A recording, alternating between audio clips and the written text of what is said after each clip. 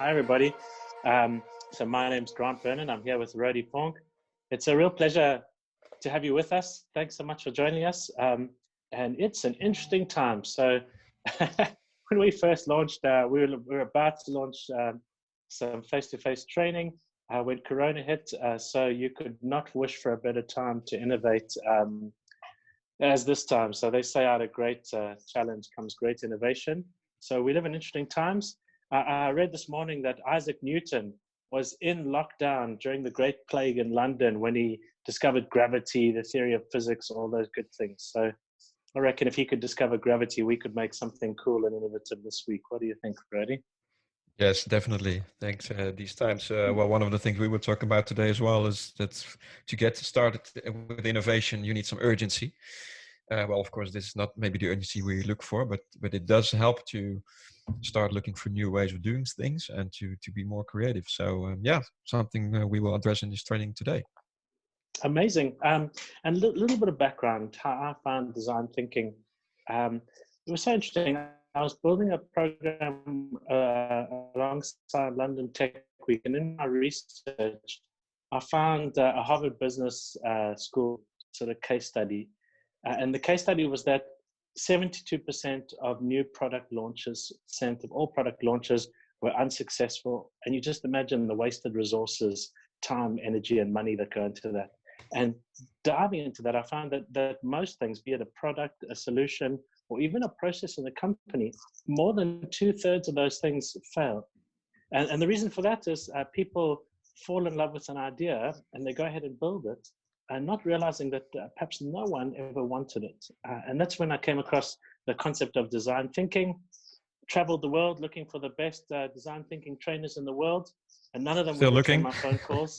Yeah, still looking, but none of them phoned back. But then I met Rody, and the rest is history. So Rody, you've got a real gift making the concept of design thinking simple and easy. And I'm hoping that that's what this webinar can do for everybody this week. Chances are your lives and your businesses might have been turned upside down, and design thinking is such a perfect tool to use as a new filter to find a new way of doing business and a quick, most effective way to find a product, a solution, or process that'll work, that'll get traction. So a little bit of All background, right, Grant, from your side? Yeah. That's a photo from about 25 years ago. No, just joking. So my specialty is training, been in the training and development space for like 15 years now. And my passion has been a sprint master. So helping people work through a sprint type process, be it design thinking, there's other types of sprints. And Rody and I do this all around the world for a variety of different organizations. And that's my passion. I also love business model innovation, and we might delve into that later in the week. Very, very cool area of innovation. And for my sins in a past life, I was an accountant. So if we get a chance, we might talk about innovation accounting. But if you've got any questions on KPIs, accounting for innovation, please reach out to me on that. So that's a little bit about me. Yeah, and then a little bit about me. My name is Rody Vonk. Speaker, trainer, facilitator as well on innovation, serious creativity, and design thinking. I have a background in advertising, so creativity has been always a part of my job. And at one point in time, I found that creativity should be a skill that a lot of more people could use in different roles and job titles and organizations. So started to do some workshops on creative thinking, and soon found out that a lot of people that came in those sessions were thinking, okay, we're going to do some out of the box thinking, and then we go back to normal. And I was going, no, I think creativity should be a real serious part of your daily job. And in my search to put creativity in a more serious framework, I came up to design thinking. And of the design thinking process, creativity is one of the steps which we'll introduce later in this session. So that's a little bit of history about me. And since I think, like, what is it, Grant, 3 years or something, we regularly collaborate and doing live sessions, as Grant said, around the world. So we've been to quite some countries in Africa, Middle East, Europe. Rody and I do training for a variety of organizations all around the world, and we've met some amazing, interesting people, experts on all kinds of different subjects, from nutrition to innovation in the military, through to FMCG, fintech, health tech, you name it. So we've been working to create a network of these experts to help people access the very best skills and talent.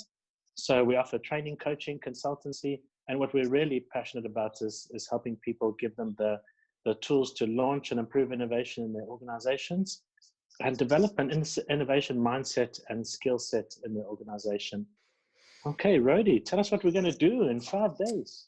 Yes, normally, like I said, we do live sessions, and it could be anywhere between 1 to 5 days. So what we decided to do in this session, since we can't meet for 5 full days now, we thought it would be interesting to give you the highlights of what we do in a 5-day session, where we talk about innovation and how to use design thinking for that.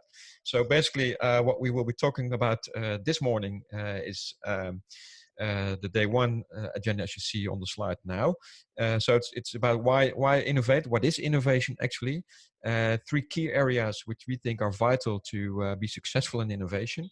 And of course, an introduction into design thinking. What is it, and how can you use it in innovation? Which will take us to day 2. We will be looking at the first 2 steps of design thinking. Design thinking is a 5-step process. So tomorrow we dive into the first 2 steps, empathize and define. And of course, we will explain later in this session in short what each step contains. We will be looking at some tools which you can use in each step tomorrow. As I said, in empathize, there are 3 tools that help you to empathize with your audience, your users or your target audience.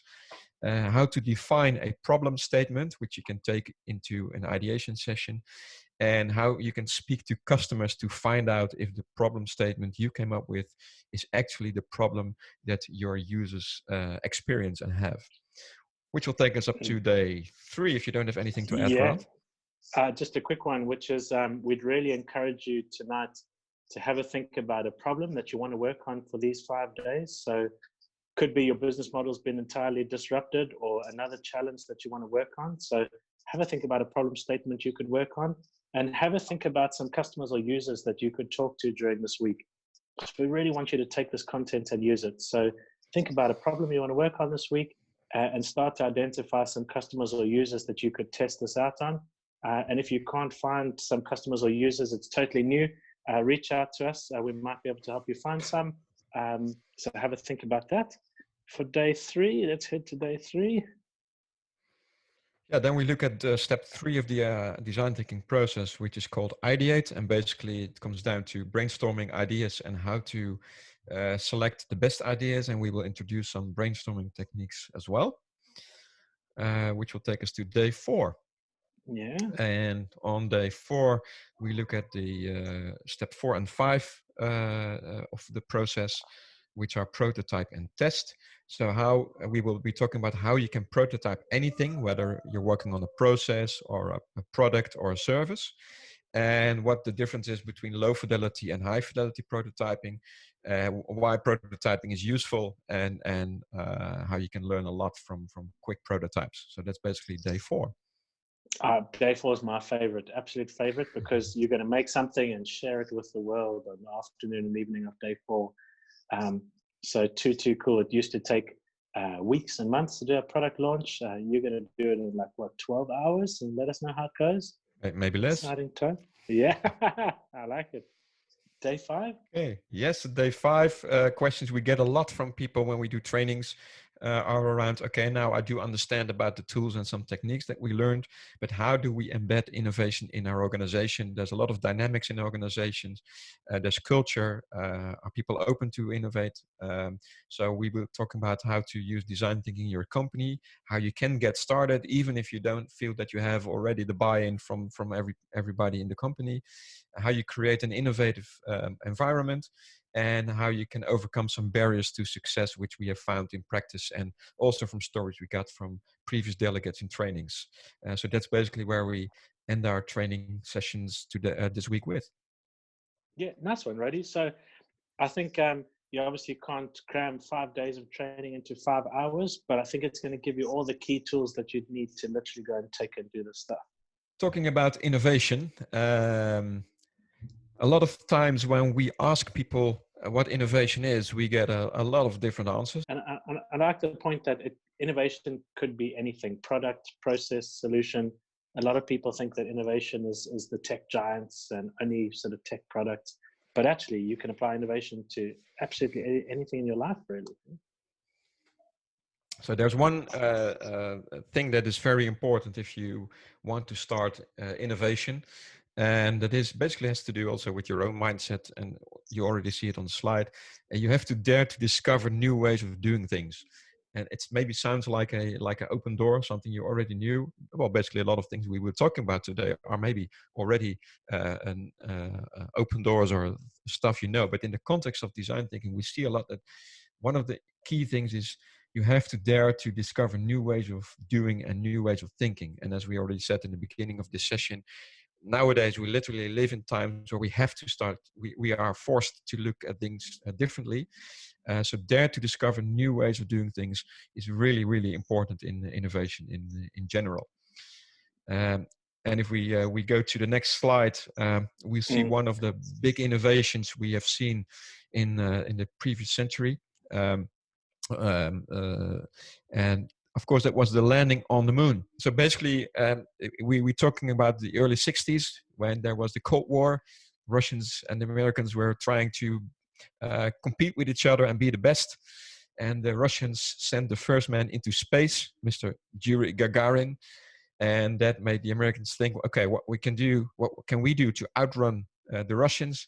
And they decided to land a man on the moon. And this is something that John F. Kennedy, the president at the time, announced in the early 60s. And he said, and we're going to do that before the end of the decade. And then there was this urgency because we needed, as Americans, to compete with the Russians. John F. Kennedy set the goal. So everything was allowed, so to say, to start building the technology and do everything that was needed to send this man on the moon.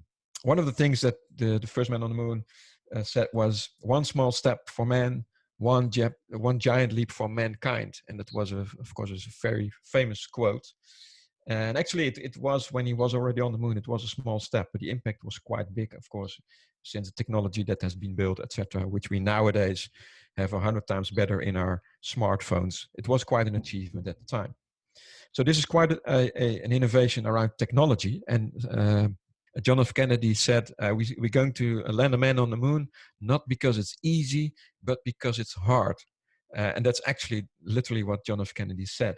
And basically, this is what innovation comes down to as well. It's not easy, it's hard, but that's not a reason to not do it. So we address that in this session as well. Okay, so this is a technological innovation, but the next slide will show you an example of an innovation that also has big impact, but has nothing to do with technology, basically. This is an example of a letter of light. This is what it's called. And it's coming from, there's a story about an unemployed carpenter in the Philippines who saw that a lot of people living in slums where houses are very close together didn't have a lot of daylight in their house during the day. A lot of people did have electricity, but not enough money to pay for that. So he came up with a solution, as you see on the screen right now. He came up with an idea of using just a regular plastic bottle, filled it with water and some bleach to keep the water clear. Made a hole in the corrugated roofs of the houses, put the bottle in it, and when the sun shines on it during the day, this bottle provides as much light as an old-fashioned 60-watt light bulb, which is enough to fill a regular room with enough light, which of course is very handy, since if you don't have a lot of daylight in your room, it's hard for kids to do homework or for parents to do some cooking in your own house. And this idea has been adopted by the My Shelter Foundation and spread around the world, and is being used by thousands of people around the world right now. And what it shows for us is that innovation doesn't necessarily need to be a thing that has to do something with technology. It comes down to understanding what the real problem is and coming up with a solution and create impact with that. And I think this is a great example of also using stuff that's already out there and use it in a different way, which of course you need some creativity for as well, but we talk about it a little bit later. So basically, based on these two examples, we can say innovation doesn't really need to be rocket science. Yep, that's it. it's not definitely rocket science. Use your creativity and understand who you're trying to solve a problem for. Which takes us to actually back to the question of what innovation is. And as I promised, we would introduce a definition that we like to use. So our definition, based on our experience and also based on design thinking, is introducing something new that helps a targeted user segment to solve a specific problem or satisfy a specific need. And there are a few things highlighted in this definition. And of course, just wanted to say that this is our definition. Of course, if you want to look up a definition on about innovation on the internet, you probably get a lot of hits. So that there's not one perfect definition, I think. This is our vision that we share with you. And we think this one is a great one in relation to design thinking. So again, introducing something new. And that something new means you don't have to come up with something unique, something that has never been done before. Something new can also mean you introduce something in your industry or in your organization, which it's coming from maybe another industry.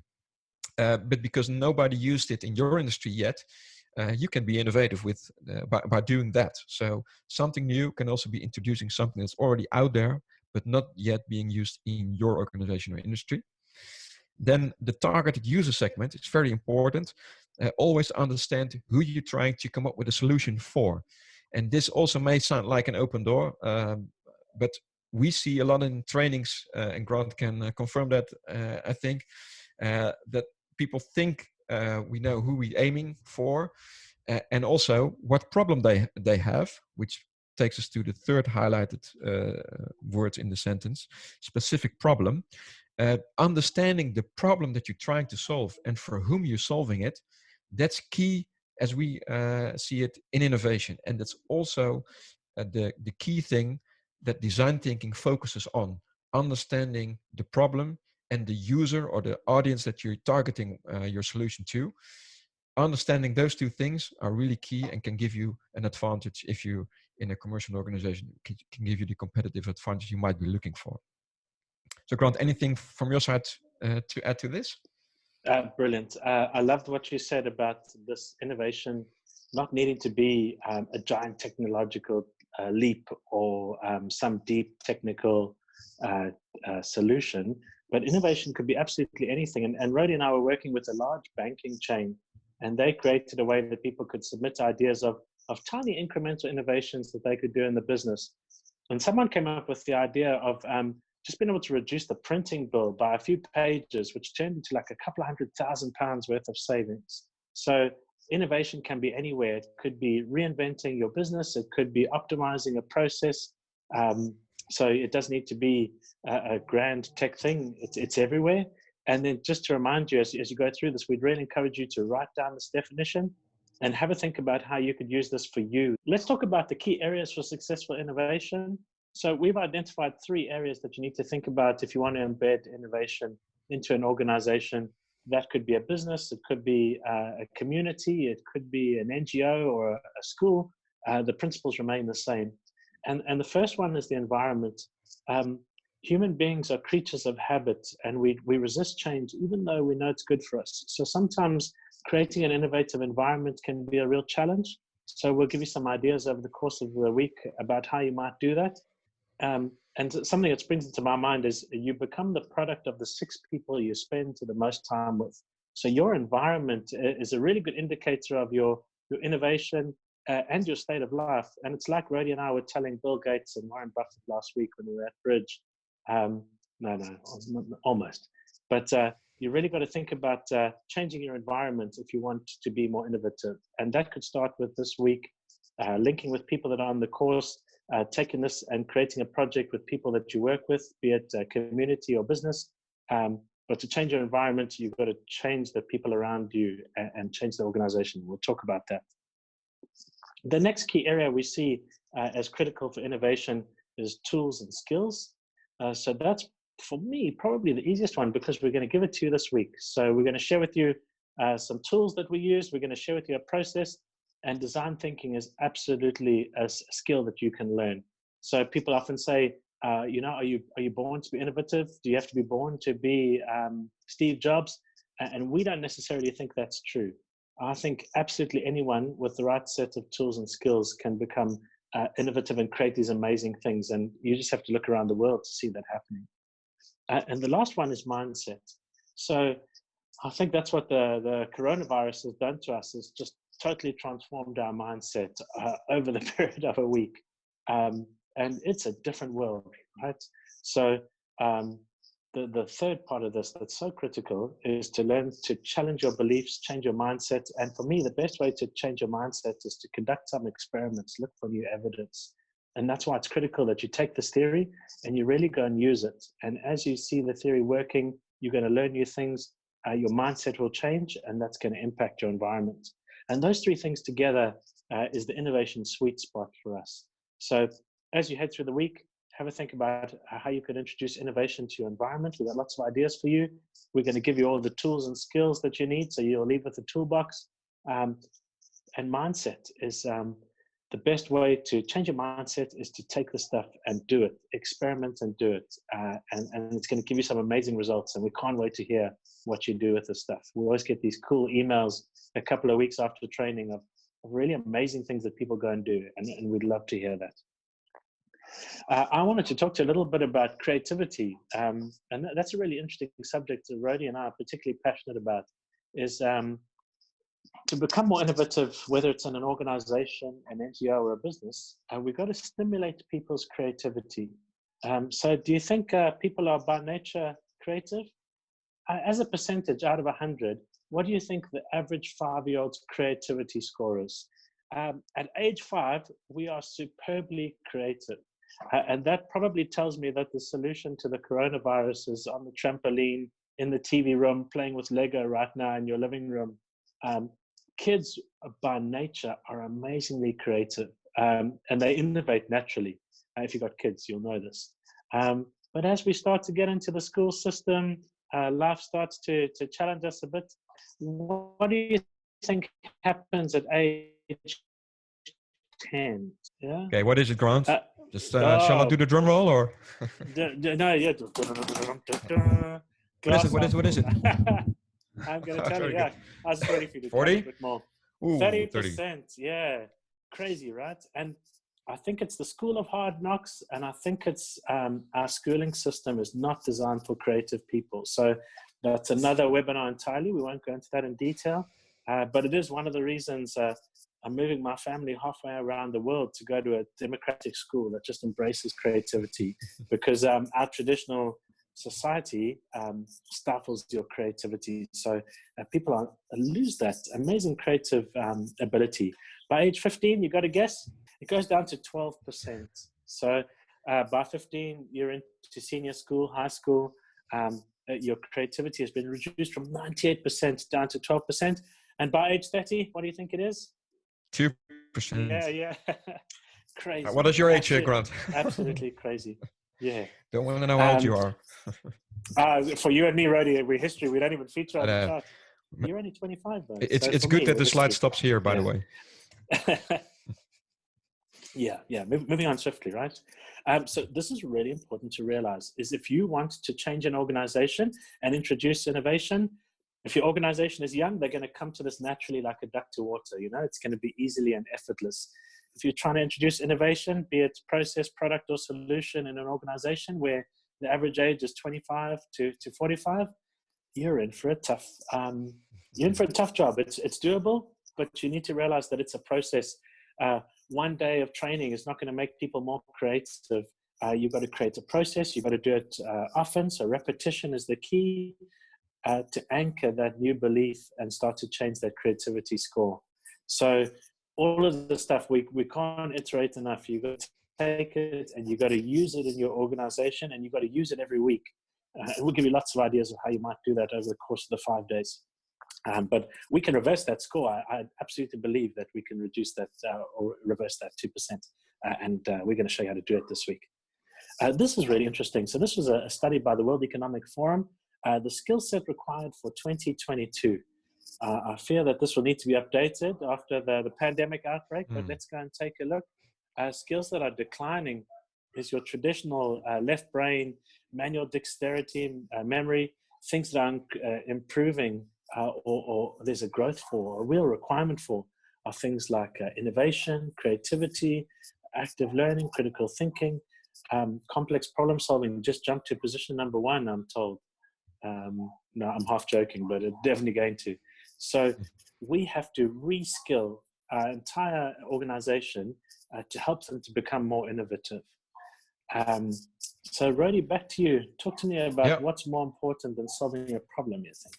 Yeah, well, so jumping from this previous slide with the growing skills, you see in the growing skills are also like skills like critical thinking and complex problem solving, which basically are, together with creativity, the core skills that we address with the design thinking sessions.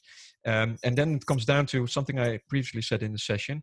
It's more important than solving a problem. I also said before that finding the real problem is important, and actually that's also what it is that you need to do. So what is more important than solving a problem? So Grant, please show us the next slide. I already gave the answer. It's finding the real problem. And again, I said it before, that may sound like an open door. So yeah, of course, yeah, I know that, but in practice, you see a lot of times that we do think we know what the problem is we need to solve, and we tend to jump to coming up with solutions too quickly. And what the risk is in that is, if you don't understand the core crux of the problem you're trying to solve, and then we see this in practice. We literally get these stories from organizations in trainings.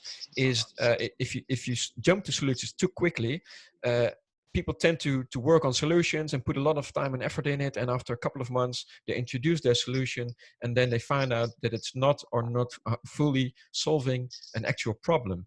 It's also the reason why most of startups fail, not because the founders get into a fight or don't have enough money.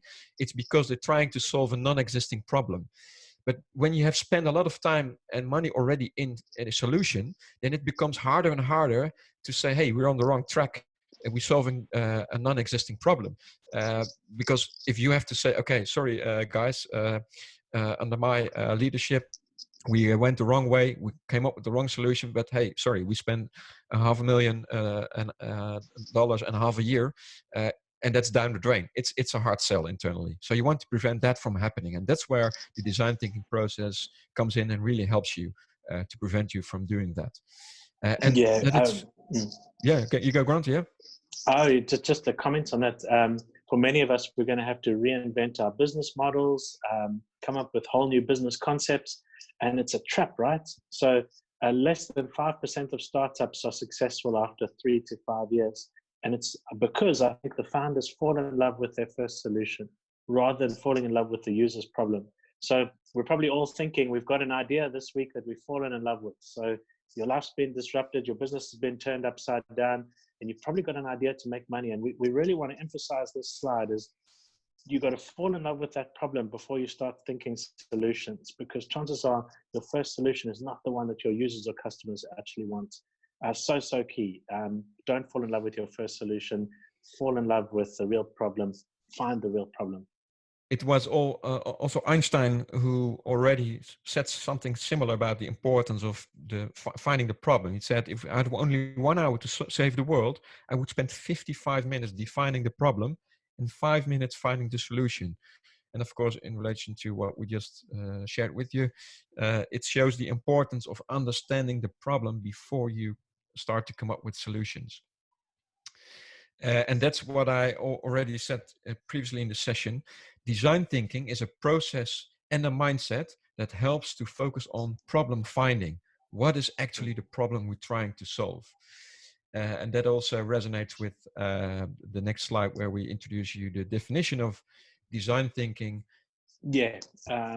So Tim Brown, the CEO of IDEATE, who were the sort of founders of design thinking, I think, as we know it, or made it popular. They're seen as being the founders, definitely, yeah. Yeah. As design thinking is a human-centered approach to innovation that draws from the designer's toolkit to integrate the needs of people, the possibilities of technologies, and the requirements for business success. So there's a couple of points I really wanted to just drill down on for a second. So the first one is a human-centered approach, which really links to falling in love with your problem and understanding your user. So whatever you wanted to work on this week, We really encourage you to go out and talk to real people, fall in love with their problems. Don't think solution yet. Fall in love with humans and what they need. Then use your designer's toolkit to start to assess these things. And that's what Rody and I hope to give you this week, is some tools in your toolbox to be able to go and do that, to integrate the needs of people. So remember what we said on that first slide, 72% of all product launches fail. More than 2/3 of all innovation processes, products, and solutions fail. You really got to find the real need of people. You can think about the possibilities of technology, but don't fall in love with a technical solution. Fall in love with the nature of the user's problem, and then think about how we will make money out of that. And I really like the last one, which is think about the requirements for commercial or business success. And a lot of people resist the idea of linking money to innovation. So sometimes finance is seen as a limiting factor in innovation. But we have to think about how might we commercialize or get a return from this thing. So even if it's a social innovation or a process, we have to create value. And you see so many startups that just burn through cash. They were never truly positive. And some of them have survived. There's a few that have, I don't know, survived 11 years and still getting funding. But in these tough times, we're not going to have that luxury. Whatever solution it is that you want to work on, we need to be able to leverage a commercial or a tangible return really quickly. How's that? Anything to add, Rody? Yeah, maybe good. In short, the designer's toolkit that's being announced, that we put in the definition, or that Tim Brown put in the definition, that the company IDEATE is started off as being a product design company, and actually what design thinking does is literally use the way that designers think and work, and use that in innovation processes, products or services. So for example, if you ask a designer to design you a new iron to iron your clothes, then he probably start with some sketches, and then very quickly creates a first prototype with some raw materials. It's a first draft. It's not nowhere near the end product, but it will. He or she will hand it over to you to see how you can hold it. Is the opening big enough where you have to put your hand in, etc. And then learns from that and go back to the drawing table, improves the concept, and comes up with a new prototype, which is an improvement of the learnings, and goes through that loop over and over again. And basically that's what we do in design thinking as well, but then focused on total different problems which have nothing to do with product design, with any process, product or service that you want to innovate on. Nicely said. All right. So just to reiterate what Rody said is, innovation is not linked to giant technological leaps, deep tech. You can innovate a product, a service, a process, absolutely anything. It can be small incremental changes that make the biggest difference. It doesn't need to be a giant leapfrog. This process works for absolutely everything. So Rody, do you want to talk us through the process? Yes, so the design thinking process, this is what we will go through, the 5 steps of the design thinking process. So here you see the 5, empathize, define, ideate, prototype, and test. So we will touch upon each of these 5 steps. The first step is empathize, meaning build empathy with your target audience. Who are you trying to come up with a solution for? This is where the human-centered part of the definition that we just showed you comes in. Understand who your target audience is and what the key problem is that you want to solve for them. If you have found out about that, then you define your problem. And how to define a problem, a good problem statement, that's the second step of the process. And that's also the basis for your ideation, the third step of the process. So you define your problem statement in step 2, which will take you into to the step 3, ideate, where you will brainstorm our new ideas and select the best idea for that moment, which then you will start to take into step 4, prototype, and you start building a prototype, first draft, a very quick first draft of your idea or your solution, which you can test then with your target audience. So that's basically the 5-step process. And it may look like a linear process. So you start with step 1, then you go to step 2, and after you finish that, you go to step 3, etc. And yes, that's where you start off with. But basically what it comes down to, this process allows for change. I mean, we live in a world where change is, well, the new normal actually. So you want to be able to, during the process, to adapt, to get new insights, and if necessary, take a step back. And we've seen also in practice and in trainings that by moving forward, by doing stuff, that's where you learn. That's where you get your new insights. So allow yourself to, even if you're not fully 100% sure that you did the right thing in one of these steps, you will get new insights by moving on and doing new stuff in the next step, which might take you back to the previous step. And I think we can see this in the next slide, Grant, where we have the arrows coming and going back and forth. And so it's really iterative. Allow yourself to move and to do stuff. And we a lot of times compare it with walking in the fog.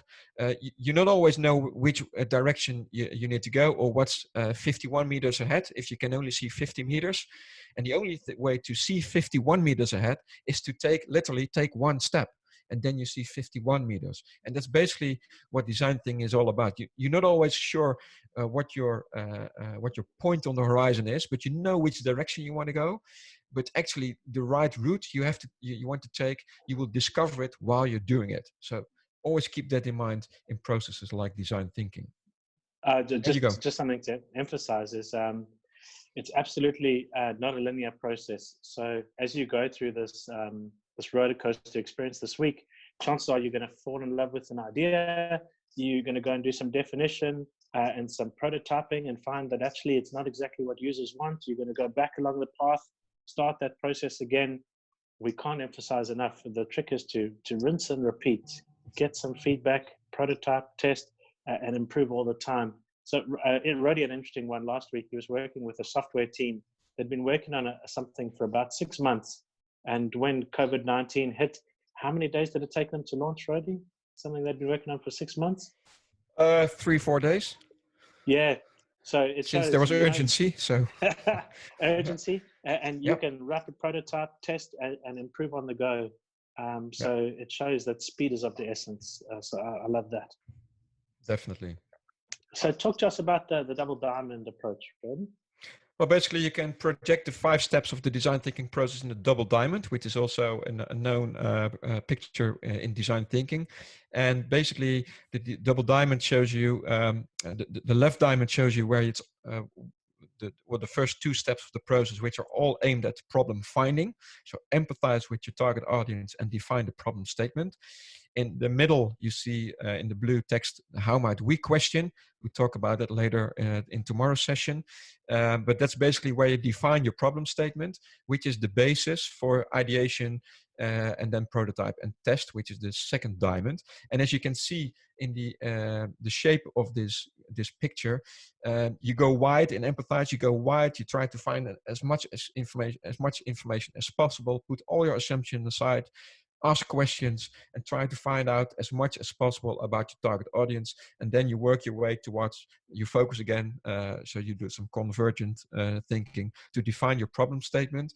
And when you have that, then again, you start to think divergent, come up with as many solutions and ideas as possible. And then you work your way through a final solution by prototyping and testing.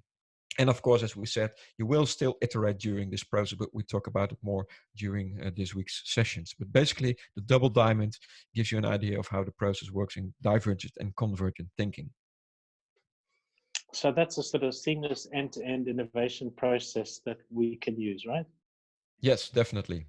And it's not said that if you're at step 5 that you're done. You might want to go through this process a couple of times before you find your final solution. And we call the first part of the process the fuzzy front end, because sometimes you think, well, I know who my target audience is. I do know what their problem is. So start to come up with solutions. Why do I have to do this divergent thinking and find all this information? Sometimes people get a little bit confused, and that's why we call this the fuzzy front end of innovation. But we always say, trust the process. Going through the process step by step, you will gain new insights every step of the way. And that's what we always experience in trainings when we do this. And basically what it comes down to is that the whole process, as you see it on the screen right now, will save you time in the end. Yes, you will put maybe more time than you may be used to in the first bit, so the empathize part and finding the problem. And sometimes people feel, oh, if I have to spend more time in that part, then my whole process is going to take longer. That's not the case, because the second part will go quicker because you already know that you're on the right track with your problem statement. So research shows, and we come to that in a few slides from here, shows that you will speed up your whole innovation process by using, for example, a design thinking process. Yeah, absolutely. And then we often get a lot of pushback in that fuzzy front end because it's quite uncomfortable. It's quite fluid. It's quite uncertain. So people often say, like, this is just too wide, you know, give us some structure. But just some phrases to remember tonight is don't fall in love with your first solution. Fall in love with your user's problem. Fall in love with that fuzzy front end. Hidden in that fuzzy front end is an opportunity for you. But you got to be able to explore to find those things that might not be visible right now. So don't fall in love with your first solution. Fall in love with your user's problems. Be comfortable in that uncertain fuzzy front end is really valuable advice that helped me a lot. Definitely. All right, we've got some examples. Which one are we going to start with? Ready? Well, the first one is the left one. This is a quick example of the UK government working to improve their online services, which they have for the inhabitants of the UK. And this guy that you see on the screen is a guy working with a team to improve these online services. And one example that he gives in a video, one of the things he explains in this video is that one of the services that they're working on is a service where people get £59 if they take care for someone in their surroundings, in their family or a friend or something. But people have to go through 400 questions before they get this £59. And he literally says in this video, we treat people as neo-criminals because they have to go through these 400 questions, and we want to know everything from them. But this is very hard for people to do, but the more people use this service, the more money the UK government can save by having this £59 available for these people. So why do we ask them 400 questions? So they gathered the team, and he explains in this video how they did that and used principles from design thinking, and we're able to cut those 400 questions down to 25 questions. And he says in this video that they get literally in tests, and now they get people from the target audience on the phone saying in tears that they finally respect them right now, that they made it much more simple to have access to this £59 per week. So in very short, the example, but I think it's a really good example of how an online service can be improved by using the right team, using the mindset and tools and skills from design thinking, and really understand your users. Yeah, brilliant. And then I've got a quick one for you. This is from the Netherlands. That's an MRI scanner. We hope you haven't been unfortunate enough to be in one, but if you have, you know, it's a terrifying experience going through an MRI scanner, hospital environment, and all these uncertainties, and especially for children. So they used to find in this particular hospital that they had to sedate over 80% of kids. They would move so much that they had to be chemically sedated to use an MRI machine. Then one day, a technician from Siemens had done a design thinking course, and he thought, this is crazy, you know, how come we've got to sedate so many kids? And he came up with a solution. And the solution was a pirate ship. So a week before you were due to go in for your MRI scan, you received a storybook for your kid. You'd start to read the child a story about the pirates and how you were going on board a pirate ship. But you had to be really quiet because you didn't want to get caught by the pirates. They implemented it. They did up the MRI scanner, and they only had to sedate about 8% of children. So from over 80% down to about 8% needed sedation. And one little girl was heard to say to her mom, "Mommy, can we come back again next week?" You know? So successful innovation with human-centered design thinking, I think. Already tell us a little bit about the IBM design thinking practice. Very good. IBM has been using design thinking for quite some years now. Turned it a little bit into their own framework, but still based on design thinking process that we just showed you. And it has some interesting outcomes, and it also shows some interesting graphs. What companies get out of using design thinking, what the barriers were when they wanted to introduce design thinking. So it's independent research being done, so not by IBM themselves, but independently. So it's a really good read, also divided by, I think it's by region and even by country, I think. So if you want to know a bit about the effects of design thinking and what it will bring you in your organization, then this is definitely one to read. Yeah, some lovely data. If you need to convince stakeholders about the power of design thinking, this is the report with the stats to do it. There are a couple of stats there already. Yeah, just a few quick ones, but because of time, just go. These are also in the report, but just one that you have now on the screen. You see these kind of graphs in the report, like what were your organization's top 3 priorities or business objectives for introducing design thinking. And as you can see, on number 1 is improve customer satisfaction. So understanding your user, human-centered design, and improve the customer satisfaction is a real strong proposition to introduce design thinking. And the third one, reduce time to market, is an important one. And that's also shown in this report that IBM managed to reduce their time to market significantly by using processes like design thinking. So just a few highlights for now, I think. For today, things to remember, design thinking is aimed at problem finding. It helps you to solve complex problems quicker in an environment that is maybe constantly changing. It's human-centered, so always have the user in the center of your process. It's also aimed to minimize risks, as we just said. Don't spend a lot of time in thinking about solutions when you not have the problem clearly focused and clearly defined. Minimize your risks in your innovation journey. And it's also about increasing engagement in your own organization. So basically, that's in short the summary of today's session. Thank you for watching this first webinar of our recorded webinar series around innovation with design thinking. We've got an offer for you to get access to the full 5 webinars, the full series of almost 5 hours of video content. So you've now watched the first webinar for free, and you can buy the whole series if you like. So if you have the whole series, you've got access to the webinar that you just seen. So in this first webinar, we've talked about why innovation is important. What is innovation? The 3 areas vital to innovation, and we gave you an introduction to design thinking. The second one, day 2 of the series, is about step 1 and 2 of the design thinking process: empathize and define.